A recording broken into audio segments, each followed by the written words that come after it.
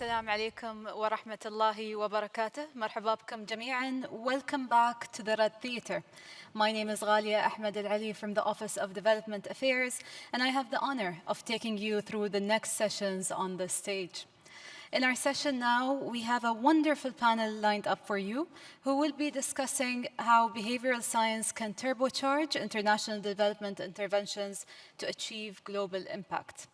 In recent years, we have seen BI successfully applied to key development topics like immunization and school performance, and even to challenges like peacebuilding, gender-based violence, and anti-corruption. However, delivering and testing context-specific interventions at scale still remains a challenge. So what does the future for behavioral science and international development look like? And what insights can we draw on to deliver even better programs? Before introducing our world-leading panel, I would like to welcome His Excellency Badr Jafar onto the stage for a keynote address. His Excellency Badr is the UAE Special Envoy for Business and Philanthropy and is actively engaged with a diverse range of nonprofit organizations and initiatives focusing on humanitarian aid, international development, strategic philanthropy, and several other topics. Your Excellency, welcome to the stage.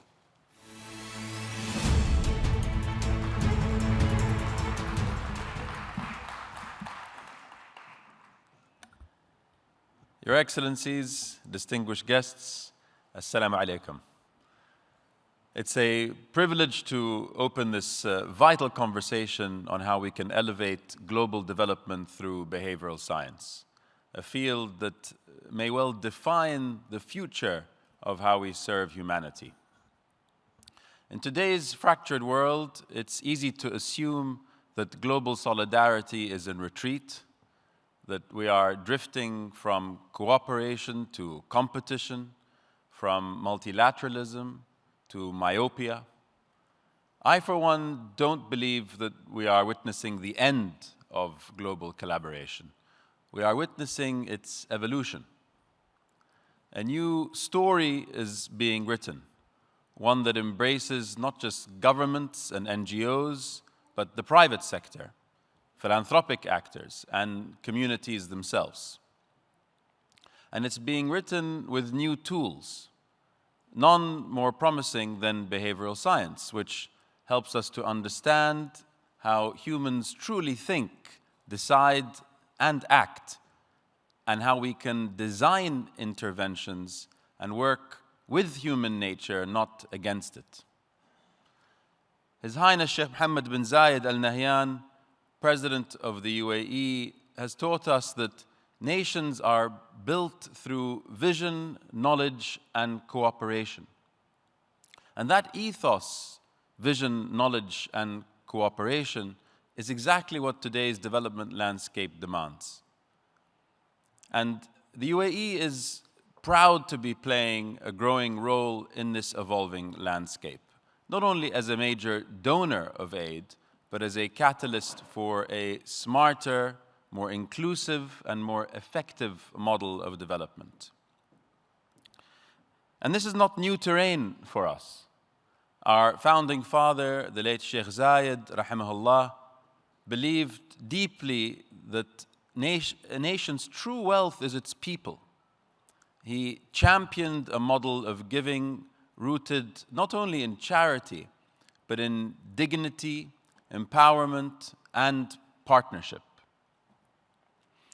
Today, that legacy lives on through the UAE's global development efforts. And again, not just through financial support, but through an approach grounded in evidence, inclusion, and innovation. And our world is changing fast.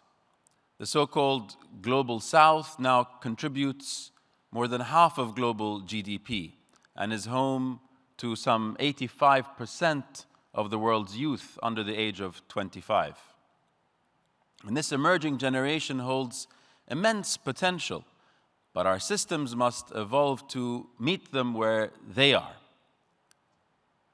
We can no longer rely on models of aid rooted in top-down planning or transactional charity.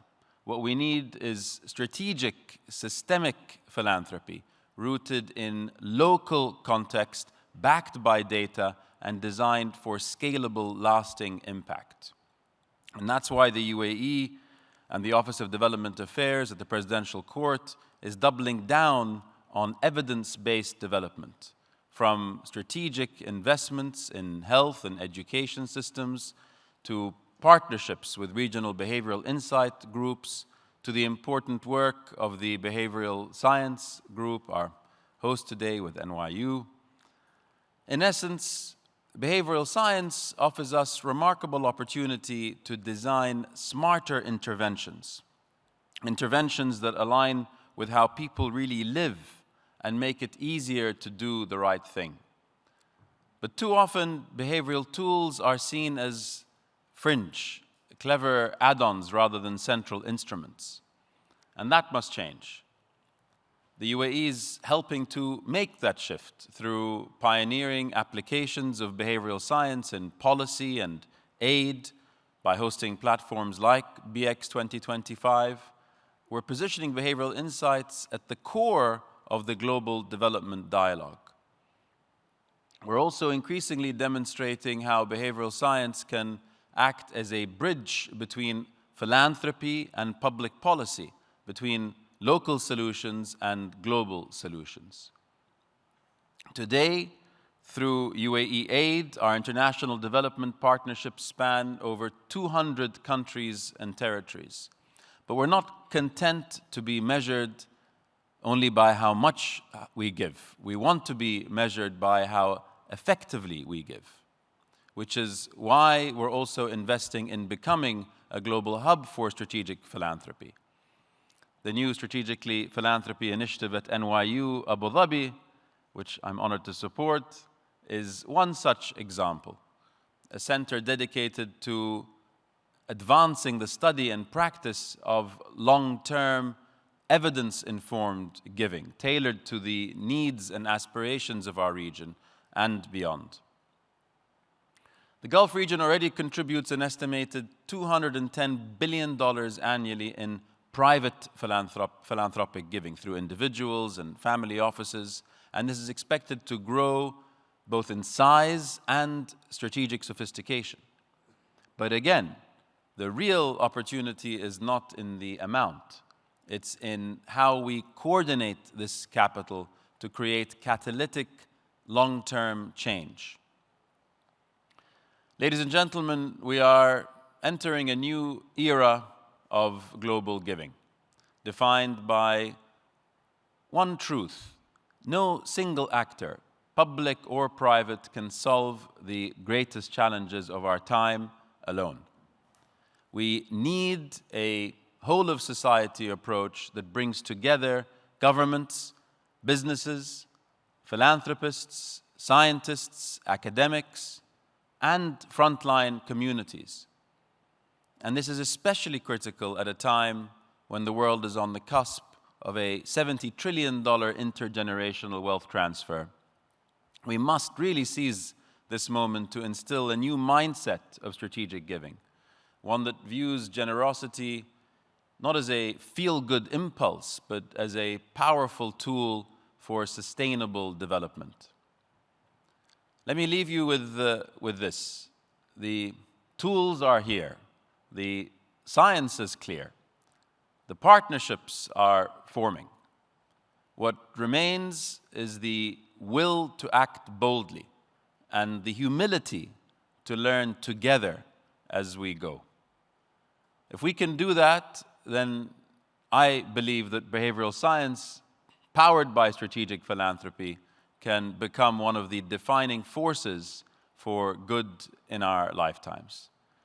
A quiet revolution, if you will, in how we uplift lives, restore dignity, and build a better future for all. Thank you, and God bless.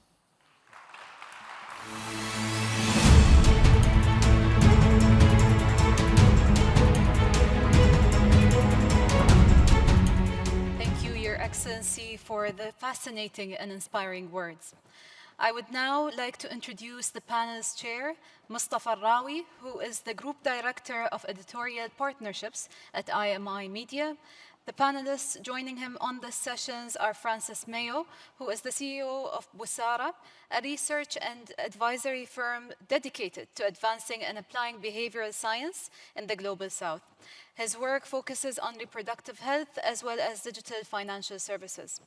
Neela Saldanha is a behavioral science at the executive director at the Yale Research Initiative on Innovation and Scale.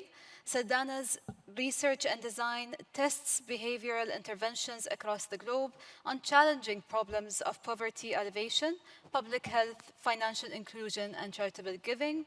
We also have Shekhar Menon, who leads the Behavioral Insight function at the Bills and Melinda Gates Foundation India Country Office. In this role, he is responsible for integrating behavioral science into health programs and policies across a range of areas, including maternal and child health, nutrition, family planning, infectious disease, financial services, and gender. Mónica Silva is the Director of International Programs of the Behavioral Insight team. In her decade-long career at BIT, she has worked with a wide range of partners across numerous development challenges, including public health, education and tax compliance, anti-corruption, and gender-based violence. Welcome to the stage, dear panelists.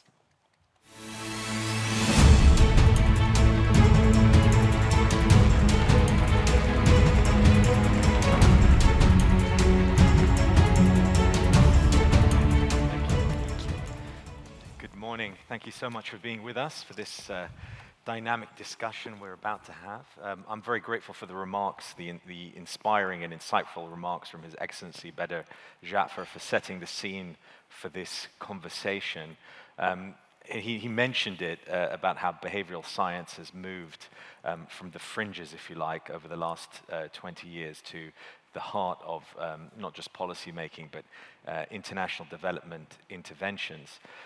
We're hoping that we can kind of assess where we've got to, some of the accomplishments, what are the challenges and opportunities that behavioral science currently offers, but then where do we move to and what's the future? So I'm very, very happy to say we have an esteemed panel of experts and we're going to get into it. I mean, if I could maybe come to you first, Mónica, and just get your views on where is behavioral science at the moment and how it relates to international development interventions. Thank you so much, Mustafa. Thank you so much for the opportunity and the privilege to be here to speak to you all and to speak with this wonderful panel. So traditional development and traditional aid tends to assume that, say, you build a school, you design a health program, people will necessarily benefit. In reality, we know that there's behavioral barriers that prevent people from accessing life-saving services like inertia, which we've covered in the conference, social norms, social stigma, and so on.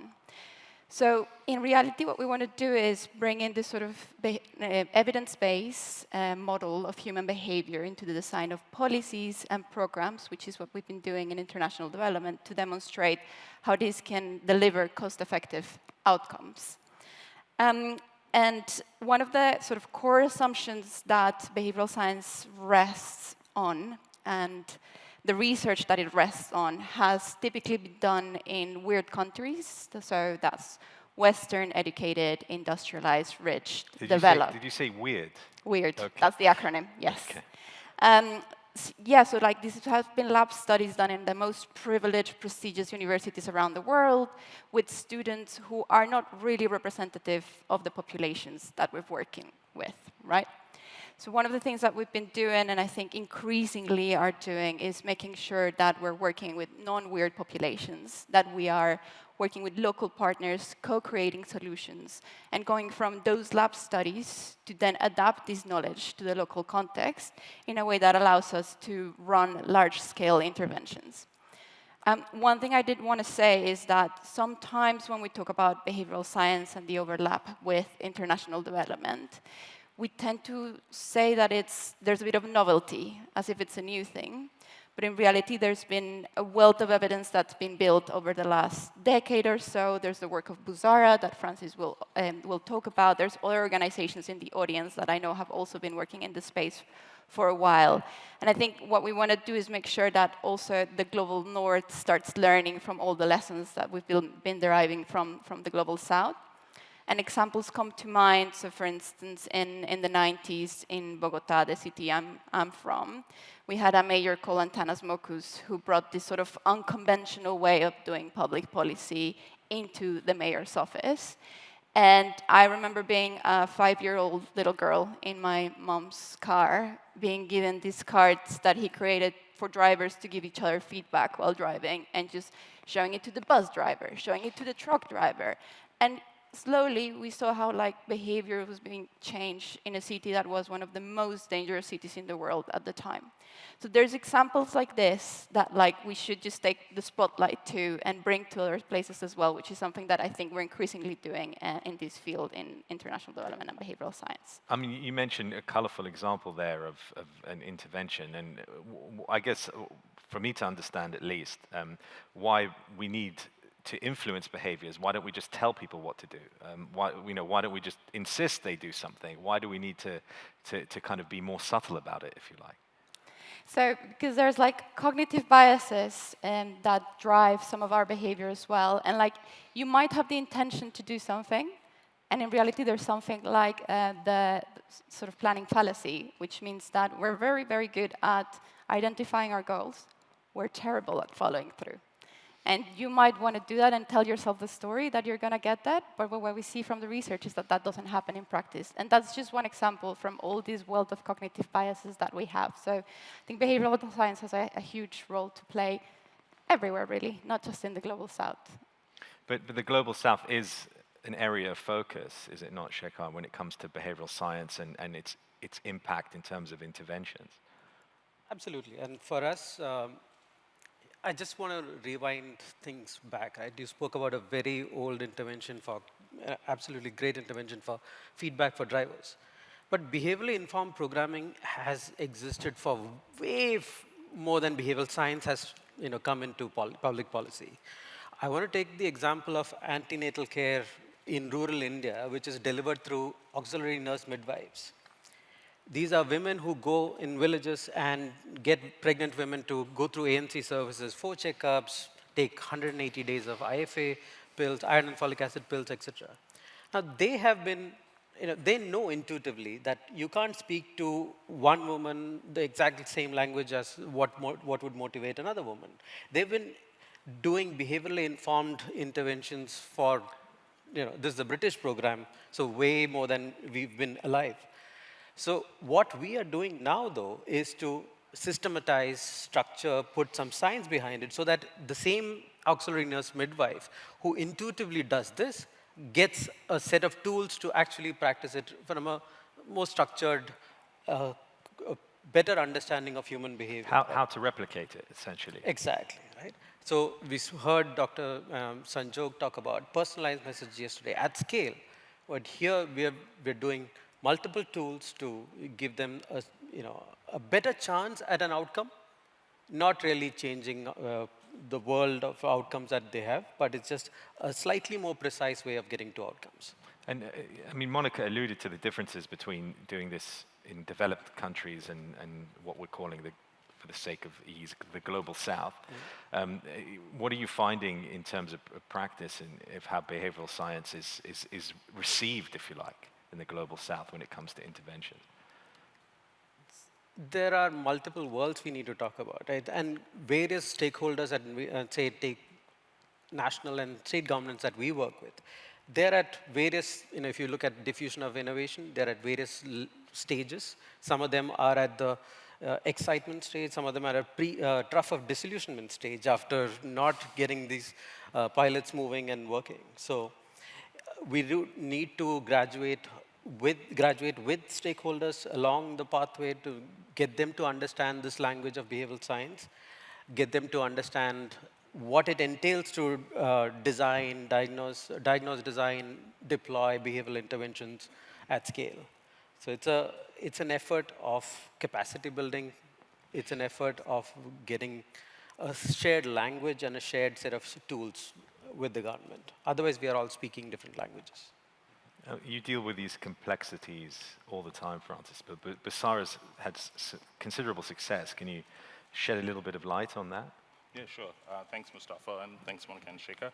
I think for us, behavioral science really, starting with the academy that introduced us to it, economists and psychologists, and us setting up a decision lab in Nairobi, introduced behavioral science in the global south. And we then quickly found out that was not enough. It was important that we brought in community into the applied settings that we were working with. And with community, we were able to adopt various frameworks that exist out there. And we've been trying to evolve and make sure that we can be as multidisciplinary as possible. We can employ methods that are right for the various stages of the behavioral science work that we do. Shekhar talked about diagnosing, deploying, designing some of the interventions that you work on. And I think the way I think about it, at least, is we can be more than weird.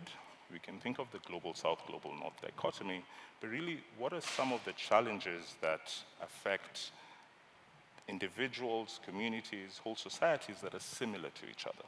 So in development, I think we can think of demographic profiles. What's your age? What's your gender? What's your level of education? What's your occupation? I think what behavioral science adds to that is, what's the behavioral profile? What's your level of trust? What's your risk aversion? These are things that when we take holistically, we can, as people say, be predictably irrational. And Neela, from your perspective, Yeah. you know, what does behavioral science look like at the moment and its impact? Yes, so, you know, it's astonishing. It's been about 15 years, and in one time frame, that looks like a long time, and I completely agree with what Shekhar and Mónica and Francis said. This has existed. We've had demand-driven interventions. Behavioral science has brought new thinking, that intentions don't always lead to action, that small frictions can impede behavior. And I want to put this in some perspective. So there's some interesting research looking at large-scale social change interventions, things like, oral rehydration solutions that brought down diarrhea. And they looked at about 15 of these interventions. And the average time for large social change to take place, the median time was 45 years. Okay, and 90% of those 15 interventions they looked at, the time to scale that was about 20 years. And so one of the challenges is, so we're relatively young, and one of the challenges and one of the opportunities for behavioral science is, can we turbocharge? Can we speed up that process? Does large-scale social change really have to take that 45 or 50 years if we have a systematic way to get at demand? And I think two things that I'm seeing, which I'm, in addition to all of the good stuff around the projects and innovation, that I'm actually very excited about. The first is obviously the mainstreaming of behavior science into organizations. As Francis said, it started from the academy, and now you're getting more and more organizations who say, look, we want to incorporate behavior science in our organizations. And that's really great because, and I just want to call what sort of Kevin Starr of Mulago says, and I'll quote, every organization trying to create impact is a behavior change organization, whether they know it or not. Impact comes from someone doing something differently. You need to find out exactly who must do exactly what differently. And I think that's the precision that behavior science actually gets. But this brings up challenges. It's no longer enough for us to be great ideas people, great innovation people. We'll have to learn how to be great organizational people, how to embed behavior science into organizations. But that's a very exciting trend, the mainstreaming of behavior science. And the other one, which I really love, is the fact that initially behavior science was about, let's just show the behavior change. And now a lot of questions around the participation, the agency of the people who we are trying to get change with. Are we doing this in the right way? So I was very heartened with a lot of the discussion. I think Her Excellency Minister Al-Mazrui spoke about it, about agency, about identity, moving from just choices. Professor Sunstein spoke about navigability as freedom. So, when we say, for example, the paradox of choice, there are too many choices. One thing we can do is to reduce the choices, but another thing that we can do is improve people's ability to navigate those choices and use behavior science in that way. So I'm excited with broadening behavior science from just talking about choices and behavior to actually talking about agency and dignity and the way we actually equip people to deal with the challenges. I mean, to a layman like myself, behavioral science is effectively all nudging. Which is to your point about influencing behaviors. But if we're talking about obstacles and opportunities, nudging isn't quick enough. It's not extensive enough. So behavioral science has to be more than just that, correct? And we're seeing that. And that's like really interesting as we're evolving to see that sort of realization that nudging is very, very good. Choice nudges, educative nudges, but we also need to start to think about what does it mean to be human. What does it mean to have my behavior changed by someone as opposed to wanting to change the behavior? A lot of these discussions, which I think are very, very interesting. Shekhar, worth asking you to this point about changing behavior. Is the emphasis now when we're talking about interventions, international development interventions at scale and overcoming some of the challenges, is it a top-down approach where governments, institutions are saying we must change this behavior, or is it a matter of people saying to your point earlier, we want to be different, help us? How do you approach it? And that's always one of the key criticisms thrown at behavioral science, this sort of paternalistic view that we know. We set a default that we know should work better for you, right? And that's not always the case, right? You want people's choice and their agency, like Neela said, to come through. And a lot of our work in India now is on grounds-up behavior change programming, helping the last-mile worker to work with the constituents that they're serving to actually change behavior at scale, which is aligned to their own interests, which they sign up for, rather than enforcing a policy top-down. And we know that if you need sustainable change, bottoms-up behavior change is probably better, is probably a more long-term, durable change. So that's the effort. It's not an easy job.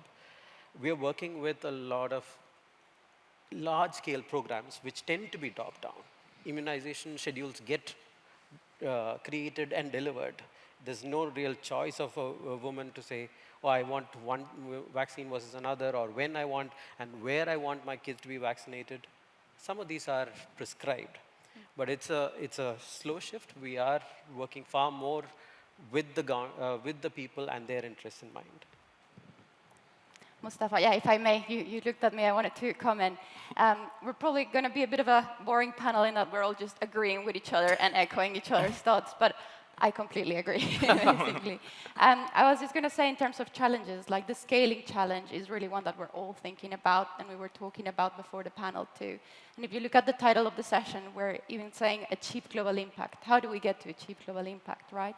And in terms of like some of the scaling challenges that we have, one thing that happens and that echoes some of the things that John List covered yesterday and Neela's work, so you can probably speak a lot more about this, is the fact that when we run an intervention, we genuinely want to give it the best chance to succeed, right? And in order to do so, we create conditions and logistics that are just not replicable at scale. So I can give you an example. In Bangladesh, we were working with BRAC, the largest NGO in the world, during the pandemic to see if we could increase the number of people washing their hands with soap. So we installed 1,000 hand washing stations in crowded places like mosques, like markets. The hand washing stations were quite clever in that they had a pedometer, so we could actually objectively measure how many people were washing their hands rather than have observers. And we did 2 interventions that we call low intensity and high intensity. The low intensity one was basically instructions on how to wash your hands properly and like making the hand washing stations very salient, very attractive, you could see them. And then the high intensity version had someone there giving people out soaps so that they could take home, wash their hands, because that came in our field work, that people just didn't have soap to begin with. With the high intensity version, we saw an increase of 15% in hand washing, which we estimate accounts for 100,000 more people washing their hands with soap, which we know in the context of the pandemic what that means. But as soon as we removed the promoters handing out the soap, the effect went away. So I think there's a question there in terms of like, when you're thinking about scale, think about how the whole thing could or could not replicate how you take that to a scale. And there's a second point there about, we sometimes in behavioral science zoom in too quickly. And there are reasons as to why we do that, right? So it might be that the government has an explicit goal to increase uptake of a hotline or of a service, and therefore we just go straight in there. Whereas I think we can reach impact at scale a bit more if we zoom out first and identify the points where we can deliver the best impact. And so to give you another example to illustrate this, we've done a lot of work in gender-based violence in Latin America. Francis, I know you guys have done some work there as well. In El Salvador, we were looking at increasing uptake of a hotline of services that were there for women already. One of the things we found out through the field work was that women just didn't see themselves identify in the images and the communications that the government was using to promote this. So we changed that, and we indeed drove up the number of women getting to the hotline. But we didn't increase reporting. We didn't increase prosecutions. We didn't change some of the outcomes that you would think really matter in this space. Conversely, in Chile, we worked with the prosecutor's office and UNDP. And we took a step back, and we looked at the whole judicial system. And we wanted to understand, where are women disengaging from these processes? Why are they disengaging? And we mapped out all the points at which we were losing women from this process. We created a process whereby they would get calls or SMS messages from a key worker that they knew. And importantly, we sent them no updates. Because what we found was that it was uncertainty aversion. Just not hearing from your process leads to you disengaging because you have everything else so close and salient to you. These increased the number of women engaging with the whole process by 12 percentage points. But not only that, we increased prosecutions by 16%, and we decreased the number of cases being archived because there wasn't sufficient evidence by 40%. So if you take a step back, zoom out before you zoom in, you can lead to a lot more impact that can get us to that scale. And the final point, which relates to Shekhar's very important point about capacity building and partners, we're not going to deliver impact in isolation. We're not just going to do it on our own. We need the people on the ground. We need the partners on the ground. So a lot of our work has focused on building that capacity, not just to training and workshops, but proper learning by doing these processes together and identifying how we can help partners secure the resources that they need and the buying to be able to reach this impact at scale, basically. Perhaps I can disagree with you, Mónica, just very briefly. Yes. It's never happened. But who wouldn't want to wash their hands better, right? And so we know that scaling isn't smooth, but should we be scaling that particular intervention, or should we be scaling the learnings as well and knowing what we can take from it, right? And I think during this conference, we've been talking a lot about adoption, adaptability, precision, prescription. I think there needs to be that trade-off and balance in whatever context in which you're going to, right? I think to even illustrate it a bit better, there's a GBV study we did in Guatemala that's very similar in location to what you guys are doing. And I think no one in the audience would dispute that GBV reporting is an important issue and a global issue that we should all support. But what happened in that particular context was that we nudged people to report when GBV occurred, and the perpetrators, for some reason, in one way or the other, got to know about this. And then this got back to the victims and the survivors being even,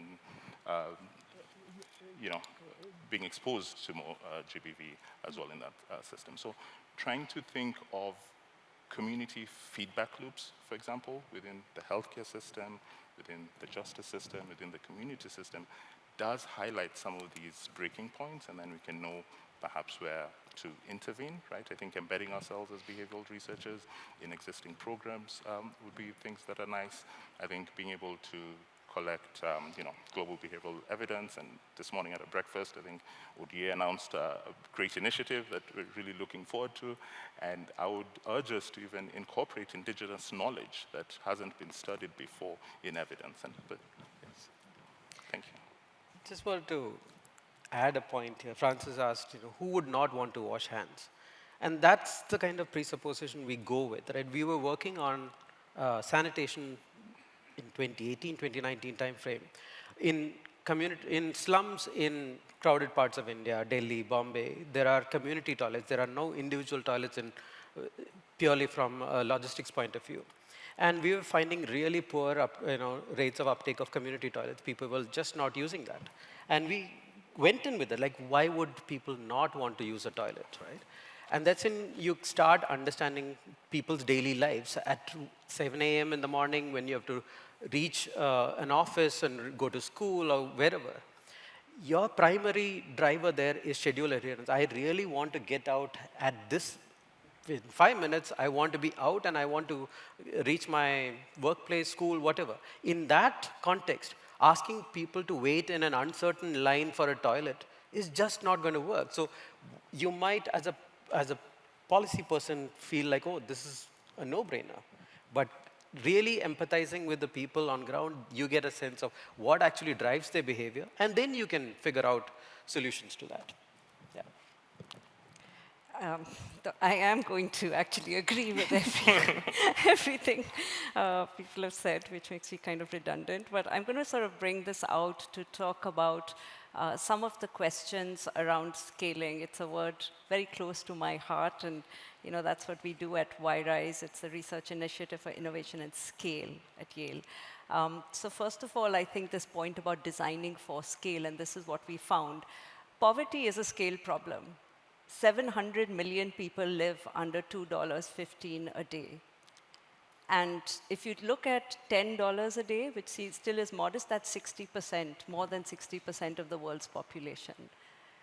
And so whatever we do, we ought to be thinking of scaling. And sometimes, we are unable to appreciate the big numbers. So we run a trial of 5,000 or 10,000, and we think, oh, that's big.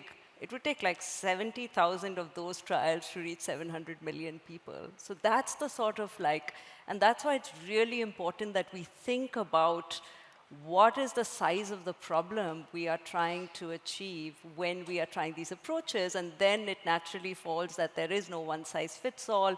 It is going to take 20 years. It is going to take different approaches to that problem, because we are not solving a problem for 10,000 people. We're solving a problem for 700 million people.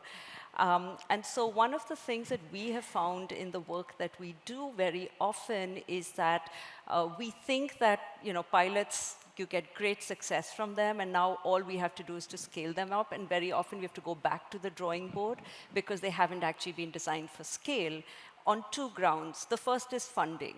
So we have a project in Bangladesh around water salinity. As it turns out, with climate change, the water has become very saline in coastal areas. This affects 20 million people. The current solution, it's not a behavioral solution, but it's rainwater harvesting, and that's funded through grants, and that's great. But when you start to think about what would it take to fund this for 20 million people in perpetuity, you realize there isn't enough grant funding. So you've got to think about alternative business models. How much of this can become a market-based model? How much of this should still be grant funded? And that's one of the aspects of design for scale.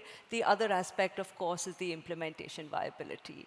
We are running pilots very often with highly skilled, highly motivated, highly time unconstrained people, and then we scale it often with government employees who are highly constrained, who may be very motivated, but don't often have those resources. And then we say, oh, why didn't it actually scale? And I love the work that Professor John List talked about in terms of option C. I mean, that should, and D and E, that should become the default. And one thing behavior science can do, I think, is to simplify interventions so that they can, really be rolled out at scale. So that's the first and fundamental problem we are seeing, that, a lot of our pilots, even successful ones, are not always designed for scale. Can I just ask then, is that not where the disagreement exists? If all the behavioral scientists agree with each other largely, then the disagreement is with those who control the purse strings, essentially. Who don't want to unlock that funding for scale. It's a good, there is a place for innovation, but I think there equally needs to be attention on scaling. So this is not to say that the behavioral innovations or any development innovations, shouldn't exist, or we should only be thinking about the simplest interventions. But I think it's always good to keep in mind what next. The success of the intervention is really like, just step one. It's not we've succeeded. It's actually like, can this go to the next stage? To do that. I want to bring out a few other questions on scale, if I may. Yeah, go for it, Neela. But so one is, of course, external validity. If it works somewhere else, will it work here? And the need for evidence aggregation. And I was delighted that there seems to be a move towards, which you mentioned, Francis, a move towards evidence aggregation, which I think is great. What works where, what doesn't work is what we need to know. Another aspect of scaling a complexity we look at is spillovers. So we often, any development intervention really targets the beneficiaries or certain direct groups of people, but it can have effects on people even when that intervention is not targeted. Herd immunity. Unintended consequences. Unintended consequences. And we need to pay attention to those because they can either amplify the effects at scale if it's positive. So if, for example, you have a coaching program and parents are talking to other parents, then you could actually amplify the effects of those. And there could also be negative spillover effects, which could reduce the program's efficacy when scaled. So it's worth thinking about some of that. And then in implementation, another big point, especially with behavioral, with a lot of, I think, interventions that we go to scale, is what we might call delegation risk. When you don't do it yourself and you are delegating it to another organization, what are the incentives of that organization? What is their monitoring? So when we had a loan program designed to induce migration to nearby cities, during the lean season to get temporary jobs. The program worked really well up to a point, and then it was delegated to the NGO. And the NGO did a fabulous job. They actually gave out a lot of loans. The trouble was that they were not able to distinguish between the people who would have migrated anyway and those who you really wanted to target. And so we really need to think about what the incentive of the implementing organization is and how can we align, how do we have incentive compatibility such that it achieves impact. And the last point I do want to make, which is a feature of scaling, is political economy considerations come into scaling in a way that they don't often come in at the pilot level. So when interventions are very small, they fly under the radar. You can use NGOs, you can use, it doesn't come under any sort of, program, and when you're scaling, automatically it either involves the government actors, by which I mean either elected officials or the bureaucracy, who can either co-opt your program if it's successful and maybe divert resources away. So actually you've just substituted programs, you haven't had the impact on the area that you're looking at. Or they could, if it's a program where, say, you're training entrepreneurs, and now entrepreneurs are, they want to know, they're now educated, they can, have a voice, that may not really work for the people, for those who are in power. So we have to think about the political economy calculations in a way that doesn't really, we're not thinking about them as much, and we don't have to, and we shouldn't when we're doing the pilot intervention. So there are all these complexities of scale, I think, that we need to consider, which is why I would advocate for as much of a rigorous science of scaling as we have a science of innovation. Mónica, you wanted to say something about the funding yeah, side? Biting my nails to comment. Yeah, I just wanted to echo your point on the funding and maybe just build on what Neela was saying and bring back your question, Mustafa, as well. Because what I see is basically there's a bit of a misalignment in terms of like how funding cycles work and how that can or cannot potentially work against delivering this impact at scale. Because when you want to deliver impact at scale, it takes maybe multiple years, multiple countries. And what we find is that funding is usually anchored to one intervention, one country, a year and a half. So say, for instance, vaccination. There's a wealth of evidence coming out of the behavioral science literature recently published in like peer-reviewed journals showing that behavioral science works to increase vaccination uptake. We know this. We are now just asking the question as to how best, how's more efficient. And we are now facing a problem whereby vaccination is dropping since the pandemic. And we have things like diseases like measles coming back and so on. So this is a very, very pressing problem, right? So why instead of not just having 1 or 2 or like 3 isolated interventions working on vaccination around the world, we create something like a behavioral science lab in vaccination that looks at multiple countries, multiple years, and allows us to think about the scale from the setup, from the design. And this will matter not only on the questions that we've been talking about, but also we had the session on malaria earlier today. The rollout of the malaria vaccine is happening now. There are behavioral barriers that we can anticipate now. So it's very, very timely. So I kind of wish or dream that the funding scheme goes into a world where it's less anchored to the 1-2 year funding cycle and more prone to how do we deliver this impact at scale. And Shekhar, is that going to come from the private sector, the money? Before going there, I just wanted to talk a little bit about behavioral science and scaling. Neela, you spoke about the fact that the NGOs actually incentivize the people who would have migrated. And especially when you work with large governmental programs, right? There's an issue. We would want to segment. We would want clear and nice segmentation, differential programming, personalization, etc. But there's an issue of fairness. When you sit at a government officials in their seat, they get asked questions, why are you treating X versus Y differently? And you can't, in lots of contexts, do differential programming, the kind of behavioral work that we would want to do. So there's an issue of scaling and how governments approach, that's one. The other aspect is, I don't know whether the behavioral science experts have heard themselves speak to government officials and lay people, right? It sounds like magic arcana, right?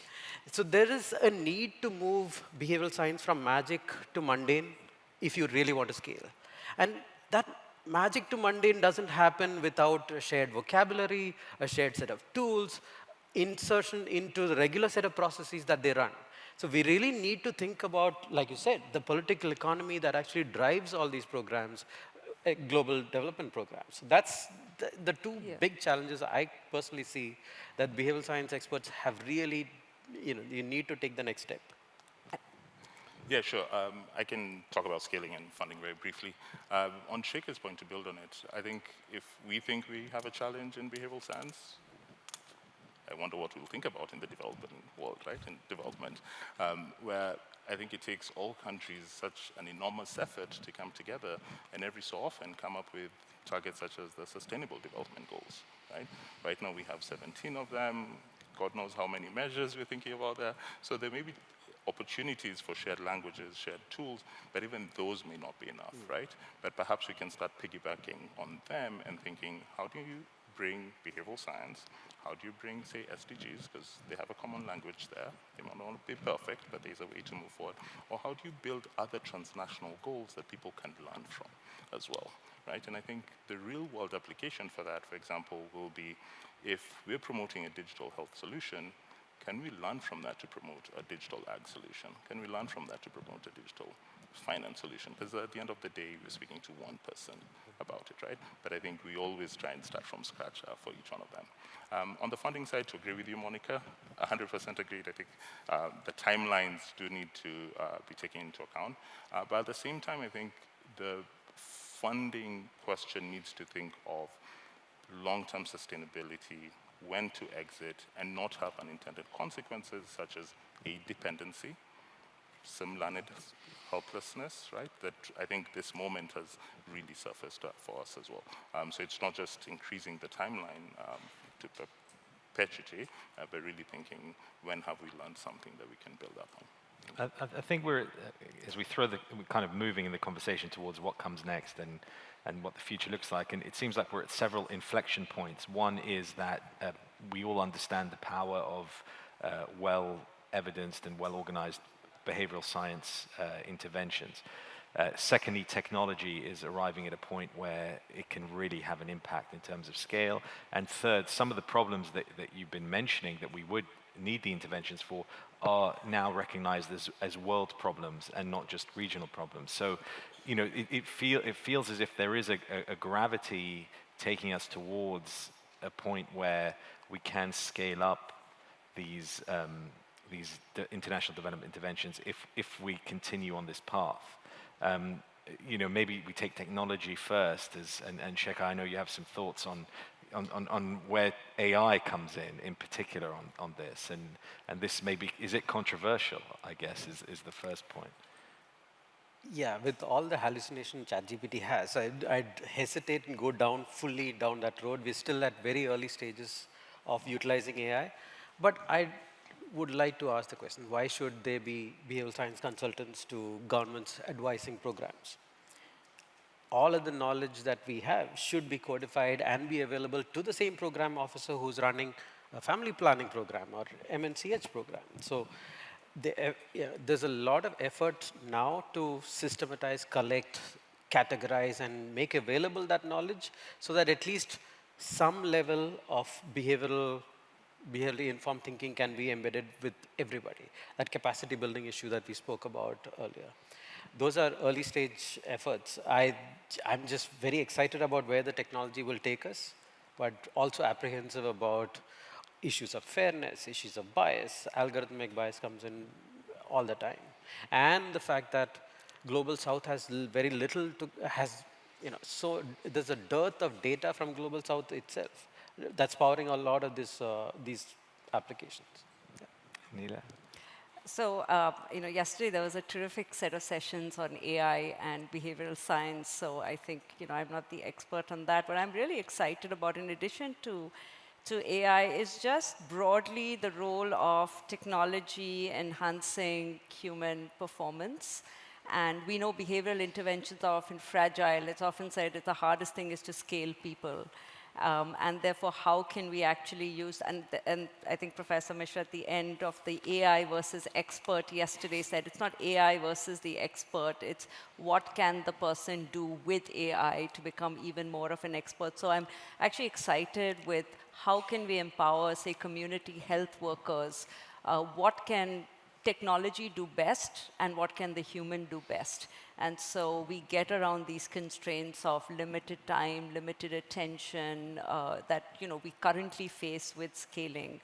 The other things I'm excited about is, behavioral science is an adolescent, I think 15, 18 years as it grows to be an adult. One is, and coming back to, what governments want, what policymakers want, they don't want single interventions. They want the program. Bundles of, so I'm excited about us doing more work to look at bundles of interventions to sort of get more with less. These bundled programs, these interventions, are they complementary? Are they substitutable? Do they have no effect? Because they're obviously more complicated to run than running a single intervention in a single channel, but I think that's where you get the bang for the buck. And then the other aspect I'm excited to see as behavior science becomes an adult is the broadening of behavior science. So we talk a lot about end consumer and customer behavior, but what about intermediary behaviors? If we have, for example, large-scale food fortification, and it's mandatory, and it looks like because it's mandatory and you don't have to do anything, there is no behavior change, but then there are millers who are people who have to get the right premix and mix it up to standard and put it out in the market, and what are we doing to ensure that that behavior change is actually happening? So looking at different points in the system, and then finally there are policymakers who are actually deciding about an intervention. So I'm excited to see behavior science move not just from end consumer, but looking at all these points in the system with intermediaries to say, how can we make, what is it that we can do to enable that behavior so the whole system works much better. Francis, are you looking forward to anything? Yeah, sure. I think I'm really excited about the expansion of tools that AI will provide for us. I think from network analysis, systems mapping, etc. I think that'll be great. But AI is not the first technology that's come our way, and the previous ones have not fully solved all the challenges that we have, right? So I'd put my money on ownership, as Neela is saying, right? How do you empower community health workers, for instance, to really have that powered turbocharge and transform development as is? And Mónica, from your point of view, what comes next? Yeah, so I don't want to like echo everything that's been said, but maybe just to say something that's slightly different. Like I think there's been this sort of evolution in our qualitative methods as well, alongside everything that's been happening in behavioral science, and that's helped us achieve a degree of tailoring and co-creation with the partners that comes back to the point of democratization, right? Like bring people in, build those skills. So I'm really excited about the evolution of the methods that has developed alongside behavioral science, how we've been bringing them in, how we've been teaching them around, and that bit of it really excites me. And the second point, which is something that we're doing more and more of, is something that I'm calling sort of the last mile delivery, where there's a lot of impact to be had. So there's a number of interventions, especially in traditional development economics, that have been proven to be successful to achieve well-being outcomes. So say, for instance, vaccinations or bed nets in the case of malaria. We're currently working with Malaria Consortium to see if we can increase uptake and the correct usage of those bed nets, because what's the point of knowing that these things work if people are not using it the way they were intended? They're never going to end up delivering the impact that we're hoping they will achieve. So I think there's a lot to be gained in understanding what is that last mile question and focusing resources there to carry on shifting the dial and achieving that sort of impact. And then the final point, if I may, is one that I think there's a bit of an elephant in the room that we haven't really talked much about, which is the aid cuts and the sort of shift and that the international development field has gone through, which I think we're all kind of like picking ourselves up every other minute going through this. But essentially, I think one thing that's very much in my mind at the moment is the fact that in a world of less resources and increasing needs, delivering value for money just matters now more than ever. And delivering rigorous research, embedding behavioral science, like everything that we've been talking about at scale, it's really not a luxury. It's more like a necessity to make sure that every cent that's spent is delivering the most impact it possibly can. So that's the sort of, I kind of want to take this moment of inflection for us to take it as a motivation to take the field to the next level. Thank you so much. Thank you to all of you on our esteemed panel for your insights and for sharing not just what has happened these last 15 years, but as behavioral science matures and combines more with international development and hopefully has even more impact, we can see that the future is both challenging but potentially very, very exciting. Thank you all for being with us for this panel, and please join me in thanking our panelists. Thank you so much. Thank you so much to our dear panelists. It has been exciting to hear from their experiences in the field of international development and the successes and challenges of BI in this field.